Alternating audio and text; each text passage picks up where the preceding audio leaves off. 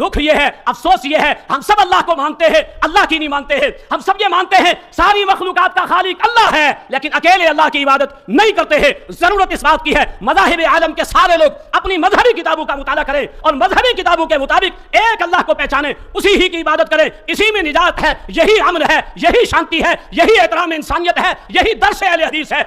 سورج کے اجالوں سے، فضاؤں سے، خلا سے، ہم نے تجھے جانا ہے فقط تیری عطا سے۔ اللہ کی کیا کیا عطا ہیں گن نہیں سکتے۔ سورج کے اجالوں سے، فضاؤں سے، خلا سے، چاند اور ستاروں کی چمک سے اور ضیاء سے، بجلی کے چمکنے اور کڑکنے کی صدا سے، مٹی کے خزانوں سے، اناجوں سے اور غذا سے، ہم نے تجھے جانا ہے فقط تیری عطا سے۔ نیکی سے، عبادت سے، لغزش سے، خطا سے، نیکی سے، عبادت سے، لغزش سے، خطا سے، خود اپنے ہی سینے کے اندر دھڑکنے کی صدا سے، ابلیس کے فتنوں سے تو آدم کی خطا سے، اوصاف ابراہیم سے تو یوسف کی حیا سے، ہم نے تجھے جانا ہے فقط تیری